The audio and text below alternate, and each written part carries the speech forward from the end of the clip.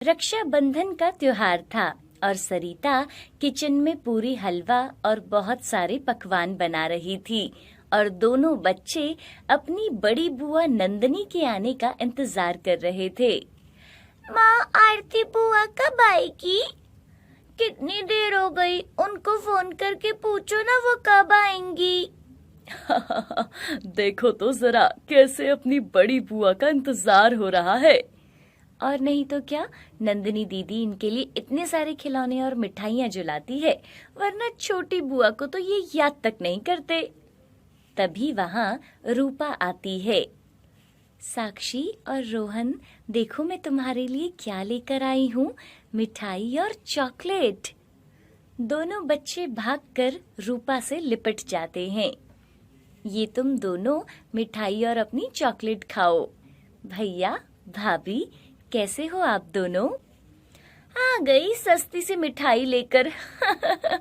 20 रुपए की राखी बांध देती है और ये है कि 1000 रुपए से कम देते ही नहीं। और मैं तो बिल्कुल ठीक हूँ। और आप अकेली ही आई, जीजा जी नहीं आए साथ में? वो भाभी घर पर दीदी भी राखी बांधने आई थी, तो मैंने उन्हें बोला कि घर पर ही रहो, जीजा जी से बातें करो, मैं ही चली जाती हूँ। रूपा, और सब कैसे हैं? तभी वहां नंदिनी भी आती है। उसके हाथ में बहुत सारे बैग थे। बच्चे नंदिनी को देखते ही उसके पास भाग कर जाते हैं और रूपा जो सामान लेकर आई थी, बच्चे उसे वहीं फेंक देते हैं। नंदिनी बच्चों के लिए बहुत सारा सामान लाई थी। ये देखो, बुआ तुम्हारे लिए कितना सारा सामान लाई है, नए नए खिलौने और बहुत सारी मिठाइयाँ। अरे दीदी, आप इतना सामान क्यों लेकर आते हो? आपने ना इन दोनों को बिगाड़ दिया है। नंदिनी के आते ही सुरेश और सरिता उनकी सेवा में लग जाते हैं। सरिता, जाओ दीदी के लिए कोल्ड ड्रिंक लेकर आओ। हाँ हाँ, मैं अभी लाती हूँ। दीदी आप यहीं बैठो, मैंने ना आपकी पसंद के बहुत सारे पकवान बनाए हैं। और नंदिनी दीदी, आप कैसे हो? जीजा जी नहीं आए क्या? मैं तो बिल्कुल ठीक हूँ। क्या करें, तुम्हें तो पता है ना, इतनी बड़ी कंपनी है और इनको ही देखना होता है सब कुछ। सब नंदिनी की खातिरदारी में लग जाते हैं और रूपा को कोई नहीं पूछता और रूपा बेचारी इस बात से बहुत उदास हो जाती है। नंदिनी सुरेश और रूपा से बड़ी थी और रूपा सबसे छोटी थी। वहीं नंदिनी की शादी बड़े घर में हुई थी, उसके ससुराल वाले बहुत अमीर थे। दूसरी तरफ रूपा की शादी एक मिडिल क्लास फैमिली में हुई थी, इसलिए उसके घर में ज्यादा खातिरदारी नहीं होती थी। इधर नंदिनी तो आराम से कमरे में बैठ जाती है और रूपा किचन में अपनी भाभी की मदद करवाती है।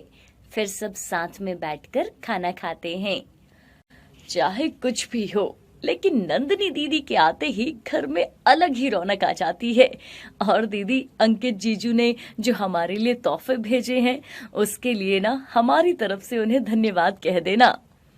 सब लोग आपस में बातें कर रहे थे, लेकिन रूपा की तरफ कोई ध्यान नहीं दे रहा था, तो उसने अपने घर जाना ही उचित समझा और रूपा उसी रात घर वापस चली जाती है और नंदिनी अगले दिन सुबह अपने घर जाती है। नंदिनी के अमीर होने के कारण उसे ज्यादा अहमियत मिलती थी। इस बात को सोचकर रूपा बहुत दुखी हो जाती थी। रक्षाबंधन को बीते अभी कुछ ही दिन हुए थे कि सुरेश की अचानक तबीयत खराब हो जाती है और सरिता उसे अस्पताल में भर्ती करवाती है। डॉक्टर बताते हैं कि सुरेश की दोनों किडनियां खराब हो गई हैं और जल्दी ही उसकी किडनी ट्रांसफर करनी पड़ेगी। देखिए, हमें कोई किडनी डोनर नहीं मिल रहा। हमें जल्दी ही कुछ करना चाहिए। इनको बचाना मुश्किल है और अगर आपके परिवार में किसी का ब्लड ग्रुप इनसे मैच होता है तो आप उनसे बात कर लीजिए। सरिता का ब्लड ग्रुप सुरेश के ब्लड ग्रुप से मैच नहीं होता। सरिता का रो रो कर बुरा हाल था, उसे कहीं और किडनी डोनर नहीं मिलता। सरिता नंदिनी को फोन करती है, तभी नंदिनी अस्पताल पहुंचती है। अब क्या होगा नंदिनी दीदी? हमें कहीं भी किडनी डोनर नहीं मिला। दीदी, आपका भी तो ब्लड ग्रुप इनके ब्लड ग्रुप के साथ मैच करता है, आप ही हमारी मदद कर सकती हो। ये आप कैसी बातें कर रहे हो भाभी? मेरे ससुराल वाले इस बात के लिए कभी राजी नहीं होंगे और ये मुझे एक खरोंच तक नहीं आने देते। सॉरी भाभी, इसमें तो मैं आपकी कोई मदद नहीं कर सकती। हाँ, अगर पैसों की जरूरत हो तो मैं आपकी मदद कर सकती हूँ, लेकिन शरीर का अंग नहीं। मुझसे ये सब नहीं होगा। अच्छा, मैं अभी चलती हूँ, मैं ना शाम को मिलने आती हूँ। नंदिनी शाम को नहीं आती और तबीयत खराब होने का बहाना बना देती है। नंदिनी को अस्पताल गए कुछ दिन बीत गए थे। सरिता का भी इस बीच कोई फोन नंदिनी को नहीं गया था। नंदिनी ने झिझकते हुए सरिता को फोन किया। भाभी, अब सुरेश कैसा है? हाँ, ये अब ठीक है और हम ना घर आ गए हैं। अच्छा, मैं अभी रखती हूँ, इनकी दवाई का समय हो गया है, मुझे इनको खाना भी खिलाना है। तभी नंदिनी का पति शिवम भी नंदिनी के पास ही खड़ा था। अब ठीक है तुम्हारा भाई? हाँ, भाभी तो बोल रही है कि वो घर आ गए हैं, मैं उनसे मिलकर आती हूँ, आप भी चलोगे साथ में?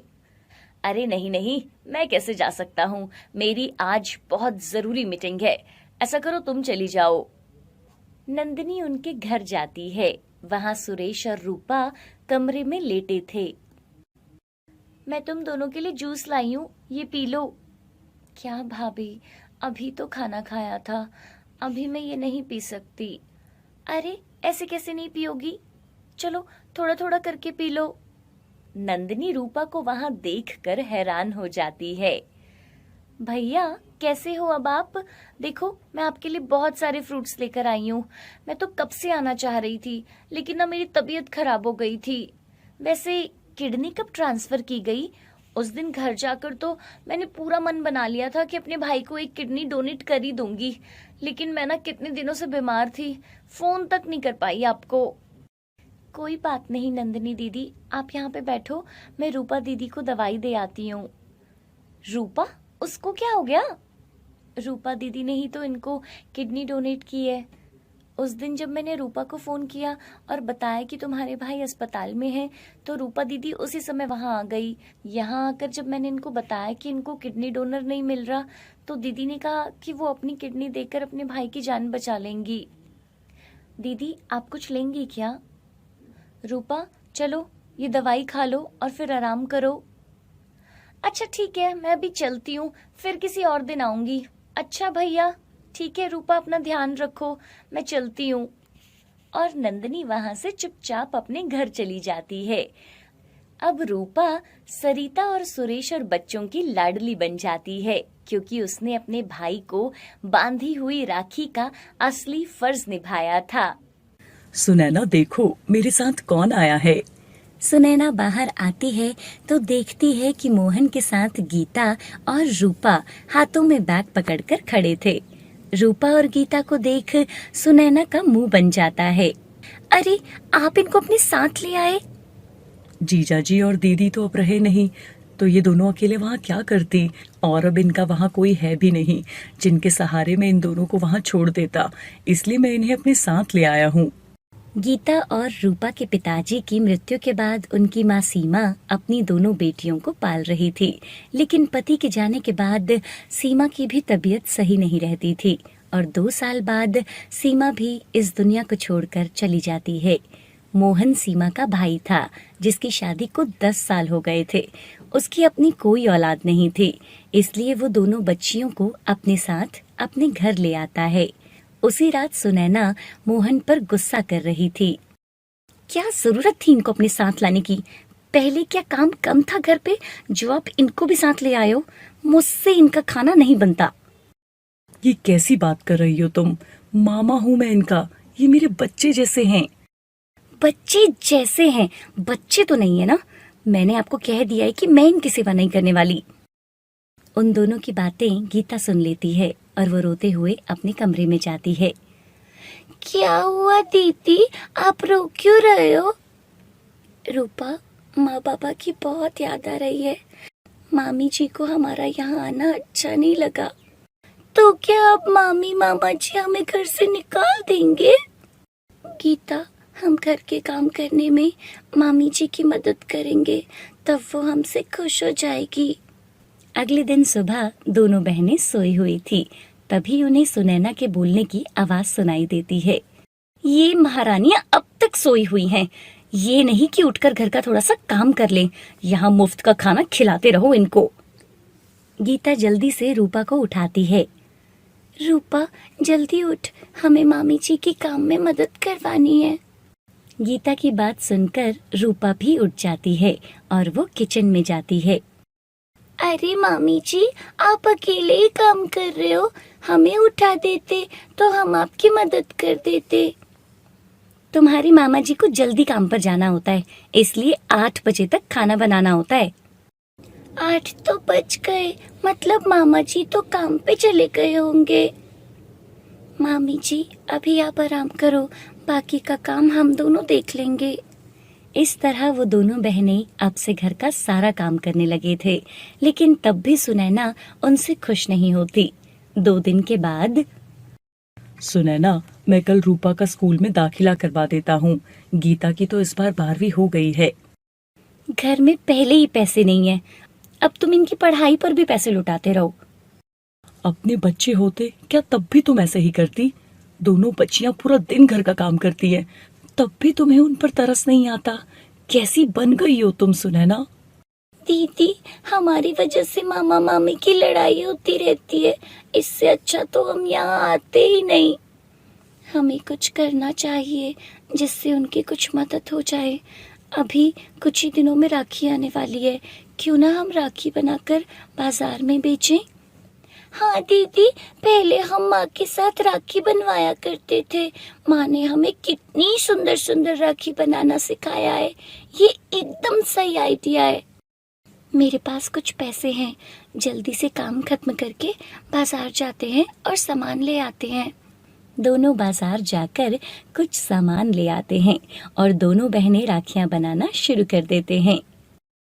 रूपा, जितनी राखियां बनी है कल जाकर बाजार में बेच आएंगे और आते समय और ज्यादा सामान ले आएंगे। अगले दिन वो दोनों बाजार जाते हैं और राखियां बेचते हैं। लोग उनसे राखियां लेने लगते हैं। उनके पास बहुत से लोग खड़े थे। तभी वहाँ एक दुकान वाला आता है। मुझे तुम्हारी सारी राखियां लेनी है। ये सुनकर दोनों बहनें बहुत खुश हो जाती हैं। ये तो हाथ से बनाई राखियां हैं, क्या इन्हें तुम दोनों ने खुद बनाया है? जी, हम दोनों ने ये सारी राखियां बनाई है। क्या तुम दोनों राखियां बनाकर मुझे बेच सकती हो? मुझे तुम्हारी बनाई हुई राखी बहुत पसंद आई। वो सामने वाली दुकान मेरी है। ठीक है, हम कल से आपको ही अपनी सारी राखियां बेच देंगे। इसके बाद वो उन पैसों से राखियां बनाने का सामान लेते हैं और बाकी के पैसे संभाल कर रख लेते हैं। उस दिन वो लोग घर का सारा काम जल्दी जल्दी खत्म कर देते हैं। मामी जी, हमने सारा काम कर दिया है, मैं अपने कमरे में जा रही हूँ। कुछ काम होगा तो आप आवाज लगा देना। सुनैना गीता की बात का कोई जवाब नहीं देती और टीवी देखती रहती है। गीता और रूपा अपने कमरे में बैठकर राखियां बनाने लगते हैं और सुबह तक वो लोग बहुत सारी राखियां बना लेते हैं। अगले दिन वो फिर से उन राखियों को उस दुकान वाले को बेच आते हैं। ऐसे ही राखी तक वो बहुत सारे पैसे जमा कर लेते हैं। रक्षाबंधन वाले दिन 1000 रुपए से क्या होगा भाई? भाभी के लिए तोहफे भी लेने हैं और मिठाई भी। मुझे और पैसे चाहिए। इस बार थोड़ा मेरा हाथ तंग है, तुम इस बार सस्ते तोहफे ले लेना। हाँ हाँ, मेरे घर वालों के लिए तो तुम्हारे पास कुछ होता ही नहीं है, लेकिन इन दोनों को जब मुफ्त में खाना खिला रहे हो तब पैसे कहाँ से आते हैं? उन दोनों की बात सुनकर गीता उनके पास जाती है। मामा जी, मामी जी, ये कुछ पैसे है, हमने राखी बनाकर बाजार में बेची थी, उसी से कुछ पैसे जमा किए हैं, आप इसे रख लीजिए। सुनैना और मोहन देखते हैं कि उन्होंने काफी पैसे जमा किए थे। सुनैना पैसों को देखकर बहुत खुश हो जाती है और उनसे वो पैसे ले लेती है और अपने भाई को राखी बांधने अपनी मायके चली जाती है। मुझे तो पता ही नहीं था कि मेरी बच्चियां इतनी सयानी हो गई हैं। इतने पैसे तो मैं 1 महीने में भी नहीं कमा पाता, जितना तुम दोनों ने कुछ ही दिनों में अपने इस राखी के व्यापार से कमा लिए। शाबाश बच्चों। दोनों बच्चियां अपने मामा जी के गले लग जाते हैं। हाय किड्स, आपको रक्षाबंधन की ढेर सारी शुभकामनाएं। क्या आप भी रक्षाबंधन वाले दिन राखियां बनाकर व्यापार करते हैं? अगर हाँ, तो हमें कमेंट करके जरूर बताइए। और अगर आपको हमारी स्टोरी अच्छी लगी है तो इसे ज्यादा से ज्यादा लाइक कीजिए, शेयर कीजिए। Bye bye kids. ये कहानी शुभू नाम के एक लड़के की है जो फिरोजाबाद के रेलवे स्टेशन के पास एक छोटी सी झोपड़ी में रहता था। शुभू हर रोज कूड़ा चुनता था, बस इस उम्मीद में कि उसे कूड़े के ढेर के नीचे कुछ सिक्के या फिर कुछ सामान मिल जाए जिसे वो बेचकर 2 वक्त का खाना खा सके। यहाँ शुभू अकेला नहीं था और भी न जाने कितने बच्चे खाने की तलाश में होते थे। एक दिन उस कूड़े के ढेर पर शुभू की नजर 10 रुपए के नोट पर पड़ती है। अरे वाह, 10 रुपए का नोट! जैसे ही शुभू वो नोट उठाता है, एक लड़का उससे वो नोट छीन लेता है। ये मेरे पैसे हैं, वापस करो, ये पहले मैंने उठाए थे। इससे पहले मैंने देखा था। और शुभू से वो पैसे ले लेता है और उसे धक्का मारकर वहीं गिरा देता है। लेकिन शुभू कुछ नहीं कर पाता क्योंकि वो लड़का शुभू से बहुत बड़ा था। शुभू उदास होकर घर आ जाता है और बिना कुछ खाए ही सो जाता है। शुभू की उम्र अभी सिर्फ 7 साल की थी, लेकिन उसका बचपन बाकी बच्चों के बचपन की तरह बिल्कुल नहीं बीता। जिस उम्र में शुभू को खिलौनों से खेलना था, उस उम्र में उसे कूड़े के ढेर में से खाना ढूंढना पड़ता था। उसका इस दुनिया में अपना कोई नहीं था, ना माँ बाप और ना ही कोई भाई बहन। जब से शुभू ने होश संभाला था, तब से वो अकेला ही था। उसे उस कूड़े के ढेर से जो कुछ मिल पाता था, वही उसके लिए सब कुछ था। थोड़ा बहुत जो भी रूखा सूखा मिलता था, उसे ही खाकर उस झोपड़ी में सो जाता था। एक दिन शुभू हर रोज की तरह कूड़े के ढेर में से कुछ बोतलें उठाता है और उन बोतलों के बदले उसे कुछ सिक्के मिलते हैं। आज तो मैं इसका समोसा खाऊंगा, बहुत दिन से कुछ अच्छा नहीं खाया। और वो सिक्के लेकर खुशी से समोसे की दुकान पर जाता है और एक समोसा लेता है। और जैसे ही वो समोसे को खाने वाला था, तभी उसकी नजर सामने खड़ी एक छोटी सी लड़की पर पड़ती है जो उसके समोसे को लालची आंखों से देख रही थी। तुम मेरे समोसे को ऐसे क्यों देख रही हो? लेकिन वो लड़की कुछ नहीं बोलती। उसकी आंखें तो बस उस समोसे पर टिकी थी। तुम्हें चाहिए क्या समोसा? हाँ। शुभू को उसे देखकर अपने दिन याद आते हैं और वो अपना समोसा उस लड़की को दे देता है। ये लो, तुम खा लो। वो लड़की समोसा ऐसे खा रही थी मानो उसने कितने दिनों से खाना न खाया हो। अब शुभू वहाँ से चला जाता है, लेकिन थोड़े आगे जाने पर ही जब वो पीछे देखता है कि वो छोटी सी बच्ची शुभू के पीछे पीछे आ रही थी। अरे तुम मेरे पीछे क्यों आ रही हो? देखो, मेरे पास और समोसा नहीं है।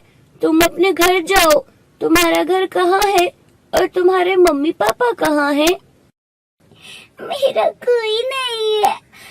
कुछ दिन पहले ही मेरी माँ को एक गाड़ी ने टक्कर मार दी थी और मेरी माँ मर गई।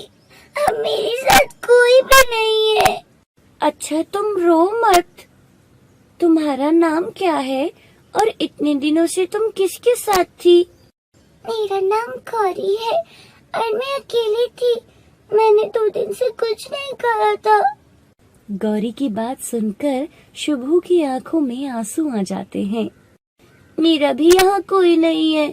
क्या तुम मेरे साथ रहोगी? हाँ भैया। उसके मुंह से भैया शब्द सुनकर वो बहुत खुश हो जाता है और खुशी से उसकी आंखों में आंसू आ जाते हैं और शुभू बोलता है, आज से तू मेरी बहन है, अब तू मेरे साथ ही रहेगी। शुभू गौरी को अपने साथ घर ले जाता है। शुभू सोचता है, मुझे अब कोई अच्छा सा काम ढूंढना होगा जिससे कि मैं अपनी बहन को भी अच्छे से रख सकूं। अगले दिन शुभू काम ढूंढने के लिए बाहर जाता है, लेकिन बहुत काम ढूंढने पर भी उसे कुछ नहीं मिलता और शुभू बहुत उदास हो जाता है और रास्ते में एक मंदिर के पास बैठ जाता है। शाम का वक्त था और बहुत से लोग मंदिर जा रहे थे। तभी एक बूढ़ी औरत वहाँ आती है और उसे बोलती है, बेटा ये लो माता रानी का प्रसाद। शुभू वो प्रसाद लेकर अपने घर चला जाता है और वो प्रसाद अपनी बहन को दे देता है। गौरी, ये देखो मैं तुम्हारे लिए क्या लाया हूँ, इसे जल्दी से खा लो। भैया तुम भी खाओ। मैं खाकर आया हूँ मेरी बहन, तुम खाओ। ये कहकर शुभू खुद बिना खाए ही सो जाता है। अगले दिन शुभू को फिर से काम ढूंढने के लिए जाना था।